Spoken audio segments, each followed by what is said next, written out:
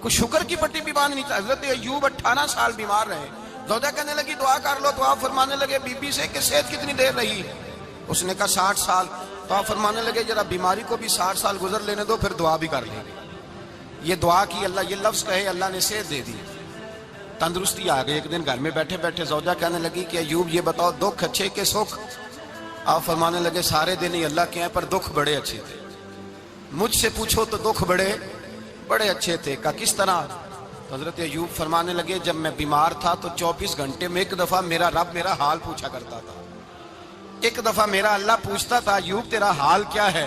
فرماتے ہیں 12 گھنٹے تو لذت ہی رہتی تھی کہ میرے رب نے میرا حال پوچھ لیا ہے, اور اگلے 12 گھنٹے میں انتظار کرتا تھا مالک حال دوبارہ کب پوچھے گا. فرمانے لگے اب صحت تو ہو گئی ہے, پر اب میرا رب میرا حال تو نہیں نہ پوچھتا. بھائی مشکلات جو ہوتی ہیں وہ تو تجھے سجا دیتی ہیں, سوار دیتی ہیں. تجھے یاد آتا ہے کوئی اپنا, جب تجھے درد ہوتی ہے نا, تکلیف ہوتی ہے, پھر تیرا دل کرتا ہے کوئی کندھا ملے جہاں میں سر رکھ کے رہوں. پھر اسی لیے تو کسی درویش سے کسی نے پوچھا تھا اپنا کون ہوتا ہے؟ تو کہا جو تجھے دکھ کے وقت یاد آئے وہ تیرا اپنا ہے. جو تجھے عین آزمائش کے وقت یاد آئے اور تجھے اس کا نمبر فوراً تیرے موبائل پہ چلنے لگے, وہ تیرا اپنا سجن ہے جس کو تو دکھ کے وقت یاد کرے. تو بھائی مشکلات کے بعد جو اللہ آسانی دیتا ہے. حضرت ابراہیم کو آگ میں بھی پھینکا گیا, حضرت ابراہیم علیہ السلام کو ستایا بھی گیا, نکالا بھی گیا, لیکن جب ان مشکلات سے گزرے تو میرا رب فرماتا ہے وَإِذِ ابْتَلَىٰ إِبْرَاهِيمَ رَبُّهُ بِكَلِمَاتٍ فَأَتَمَّهُنَّ قَالَ إِنِّي جَاعِلُكَ لِلنَّاسِ إِمَامًا. کہا جب ابراہیم پورے اترے تو پھر ہم نے انہیں امام بنا دیا. یا اللہ کس طرح کی امامت دی؟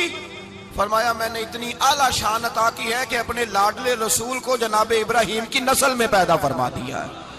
میں نے مصطفیٰ کو ان کی نسل میں پیدا کر دیا, قیامت تک کے لیے ان کا وقار بڑھا دیا. اللہم صلی علی محمد وعلی آل محمد کما صلیت علی ابراہیم وعلی آل ابراہیم. ان کی عظمت بڑھا دی, اس لیے کہ جب وہ آزمائش سے گزر کر کے آئے پھر جو آسانی دی. میرے نبی پاک صلی اللہ علیہ وسلم نے دین ابراہیمی کی بہت ساری چیزوں کو رکھا, کہا میں ملت ابراہیمی پہ ہوں.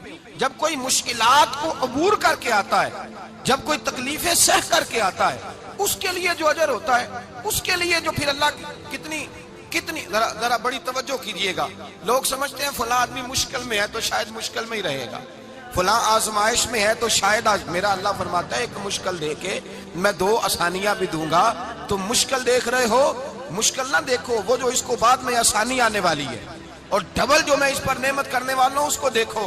حضرت یوسف کو بھائیوں نے کنویں میں ڈال دیا تھا, اور جب کنویں سے نکلے تو مصر کے بازاروں میں بکے, اور پھر زلیخا نے الزام لگایا تو حالات بگڑ گئے.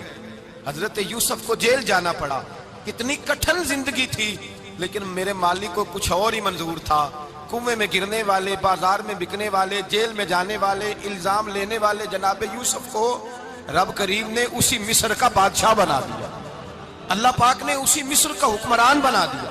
یاری تیری سونا ہے پر ازمیشاں تیریاں اگ, اے سونا پرکھیا جاوند آئی پہلو نال اگاں دے لگ. اس کے لیے تھوڑا سا جتن کرنا پڑتا, تھوڑے کٹھن حالات سے گزرنا پڑتا, تھوڑی آزمائشوں کا روپ دیکھنا پڑتا. ہم چاہتے ہیں کہ ہمیں چھیڑے کوئی نہ کوئی تکلیف نہ آئے, کوئی آزمائش. یہ ہو نہیں سکتا میرے بھائی. نامی کوئی بغیر مشقت نہیں ہوا. 100 بار جب عقیق کٹا تب جا کر نگی ہوا. ہم چاہتے ہیں کہ ہمیں کچھ بھی دقت نہ آئے, مشکلات نہ آئے, اور مشکلات تو انسان کو سنوارتی ہیں بھائی, وہ تو نکھارتی ہیں. کبھی پوچھا کرو جا کر کے کسی گندم کے دانے سے کہ تو کہاں سے ہو کے آیا ہے, کہاں سے نکل کے آیا ہے, تو وہ بتلائے گا کہ بڑے مشکل مراحل سے گزرا ہوں, اور پھر اللہ نے مجھے طاقت دی ہے کہ میں انسان کے وجود کا حصہ بناؤں. تو بھائی کٹھن مراحل, آزمائشیں, تکلیفیں, یہ انسان کو بڑا انسان بنا دیتی, یہ اس کے لیے ترقیوں کا پیش خیمہ ہوتی. ہمارے جمال پریشان ہو جاتے ہیں. عورتیں خاص کر کے اس بات پہ توجہ کریں, وہ بڑی جلدی غم لے جاتی ہیں. وہ کہتی ہیں جانے میرا کچھ ہوگا ہی نہیں, جانے میرا کچھ ہو ہی نہیں سکتا. میرے بھائی درجنوں اور بیسیوں لوگ ایسے ہیں جن کی اولادیں نہیں تھی, لیکن نام ان کا ان سے بھی زیادہ ہے جو بڑے بڑے صاحب اولاد. حضرت خواجہ معین الدین اجمیری کو جانتے ہیں آپ لوگ؟ نہیں, جو جانتے ہیں وہ بولیں. جانتے ہیں جی؟ لو جی, کافی سارے جانتے ہیں, تھوڑے جی رہ گئے. جانتے ہیں نا خواجہ صاحب کو؟ ان کے کسی بیٹے کو جانتے ہو؟ نہیں جانتے آپ ان کے بیٹے کو. حضرت خواجہ معین الدین اجمیری رحمۃ اللہ تعالیٰ علیہ کے بیٹے کو نہیں جانتے، لیکن ویسے آپ ہندوستان میں کسی آدمی کو چھیڑ کے دیکھیں وہ کہے گا میں خواجہ صاحب کا روحانی بیٹا ہوں، میں اولاد۔ حضرت غوث اعظم رضی اللہ تعالیٰ عنہ کی اولاد کو کم لوگ جانتے ہیں، لیکن آپ ویسے کسی کو پوچھ کے دیکھیں 11ویں والا پیر کون ہوتا ہے، ہر آدمی ہاتھ اٹھا کے بتائے گا خدا کے فضل سے ہم پر ہے سایہ غوث اعظم کا، ہمیں دونوں جہاں میں ہے سہارا غوث اعظم۔ لوگ جھوم کے بتلائیں۔ میرے بھائی یہاں لوگ پریشان ہو جاتے ہیں کہ اولاد ہوگی تو یہ ہوگا، فلاں ہوگا تو یہ ہوگا۔ بھائی ایسی کوئی بات نہیں، میرے پاس پیسے ہوتے تو میرا ابا بیماری سے فوت نہ ہوتا۔ جو مالدار ہوتے ہیں تو کیا وہ بچ جاتے ہیں؟ حضرت اسرائیل انہیں چھوڑ جاتے ہیں؟ او خدا کے بندے تو کیسی بات کر رہا ہے؟ یاد رکھ، یہ جو آزمائشیں ہوتی ہیں، یہ جو تکلیفیں ہوتی ہیں، یہ جو تھوڑے سے مشکل حالات ہوتے ہیں۔ حضرت یونس علیہ السلام کی دوستی ہوگی حضرت جبریل امین سے، تو جناب جبریل ملنے آئے۔ حضرت یونس علیہ السلام فرمانے لگے جبریل میرا دل کرتا ہے مجھے اس بندے کی ملاقات کرا جو اللہ کا سب سے زیادہ عبادت گزار بندہ ہے۔ حضرت جبریل امین لے گئے دور دور فلسطین کے علاقے میں، اور لے جا کر ایک بندے سے ملاقات کرائی جس کی دونوں آنکھیں بھی کوئی نہیں تھی، دونوں بازو بھی کوئی نہیں تھی، دونوں پیر بھی کوئی نہیں تھی، اور اس بندے کی زبان پر لفظ بڑا کیا جاری تھے، یا اللہ تیرا شکر ہے، یا اللہ تیرا، بول کے کہیے یا اللہ تیرا، اے اللہ تیرا شکر شکر شکر کر رہا تھا۔ حضرت جناب سیدنا یونس علیہ السلام کہنے لگے میں نے تجھے عبادت گزار کو ملانے کو کہا تھا، تو کہاں لے آیا؟ حضرت جبریل کہنے لگے یا یونس، یہ ہر چیز جاننے کے باوجود اپنے رب کی رضا پہ راضی ہے۔ اس وقت دنیا میں نبیوں کے بعد جس سے اللہ سب سے زیادہ پیار کر رہا ہے وہ یہی بندہ ہے، یہ اپنے رب کی رضا پہ راضی ہے۔ اے تن میرا کنگھی ہووے تے میں زلف سجن دی باواں، تے پوش میرے دی جتی بن جائے تے میں یار دی قدمی آواں، مارو مارو مینوں مار مکاؤ کوئی عذر نہ پیش لے آواں، تے جے سونا ہی میرے دکھ وچ راضی، جے سونا ہی میرے دکھ وچ راضی، جے سونا ہی میرے دکھ وچ راضی تے میں سکھ نو چلے ڈاواں۔ مانا کہ جب اس حال میں راضی ہے تو بس ٹھیک ہو گیا، ٹھیک ہو گیا۔ وصل اچھا ہے نہ فراق اچھا ہے، بس جس حال میں محبوب رکھے وہی حال اچھا ہے، بس جس حال میں انہوں نے رکھا بات ٹھیک ہو گئی۔ اس میں اب انسان شکوا کرتے پھرے کہ یہ کس طرح ہے وہ کس طرح، اپنے آپ کو مطمئن رکھا ہے۔ مشکل کے بعد جو آسانی آل، حضرت لقمان حکیم، ان کے نام پر قرآن مجید کی پوری سورت ہے۔ حضرت لقمان حکیم علیہ رحمہ آپ اپنے بیٹے کو نصیحت کر رہے تھے، کہنے لگے بیٹا کو مشکل آئے تو گھبرانا نہیں، کوئی مشکل آئے تو کرے بیٹوں کو سمجھ آ جائے کہ مشکل آئے تو، سمجھ آ رہی ہے بات کی، مشکل آئے تو۔ اور کیا خوبصورت جملے، بیٹے کو بٹھا کے کہتے ہیں بیٹا چھوٹی مشکل آئے گی تو اللہ بڑی مشکلات آسان کر دے گا، سمجھو چھوٹی مشکلات آئیں تو اللہ نے بڑی مشکلیں اس نے آسان کر دی۔ اور آپ کو بتاؤں اصل انسان ہوتا ہی وہ ہے جو مشکلوں میں جینے کا ڈھب سیکھ جاتا ہے، وہ بن جاتا ہے جو کرب کے حالات میں جینے کا سلیقہ سیکھ جائے۔ اپنے بچوں کو یہ سمجھانا، حضرت لقمان بیٹے مشکل آئے تو گھبرانا نہیں، بڑی کو ٹال دیتی ہے، وہ نیکی کا اور آسانی کا پیش خیمہ ہوتی ہے۔ اللہ اس کے بعد آسانی سمجھا رہے ہیں۔ کچھ دنوں کے بعد کہنے لگے آؤ فلاں اللہ کے نبی کی ملاقات کو چلیں، فلاں نبی علیہ السلام سے ملنے چلتے ہیں۔ اس زمانے میں جو نبی تھے ان سے ملنے چلے گئے۔ بیٹے کو بات یاد تھی، گھوڑے پہ بیٹھے، امام ابن جوزی نے اس کو لکھا ہے، گھوڑے پہ بیٹھے تھے دونوں کے پاس گھوڑے تھے۔ اب رستہ بہت زیادہ تھا، کھانا ساتھ لے لیا، پانی ساتھ لے لیا، رستہ لمبا تھا، صحرا کا علاقہ تھا۔ جب جانے لگے تو اتنی سخت گرمی ہوئی کہ گھوڑے بھی بے ہوش ہونے لگے، اچانک ایسی گرم لو چلی کہ گھوڑے بھی۔ اب دونوں باپ بیٹا جو تھے وہ بڑی جوش میں تھے کہ جانا ہی جانا ہے، گھوڑے سے اتر کر کے پیدل چلنے لگے۔ اب پیدل چلتے چلتے ذرا آگے گئے تو اب گرمی میں جتنا بندہ پیدل چلتا ہے اتنا پیاس بھی زیادہ لگتی ہے، تو پانی پیتے رہے، کھانا کھاتے رہے، کھانا پانی بھی ختم ہو گیا۔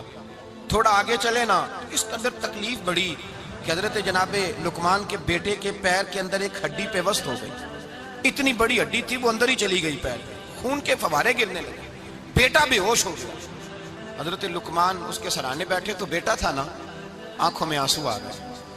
بیٹے نے آنکھ کھولی تو کہنے لگا ابا جی آپ تو صبر کرنے والے ہیں، آپ رو رہے ہیں۔ فرمایا بیٹے میں کیا کروں، میرے سینے میں جو دل ہے وہ ایک باپ کا دل ہے، تو باپ جو ہوا تیرا، تیری دکھ پر رونا آیا۔ بڑی مشکل سے دانت کے ساتھ ہڈی نکالی، ہڈی نکلی تو خون بھی چلا۔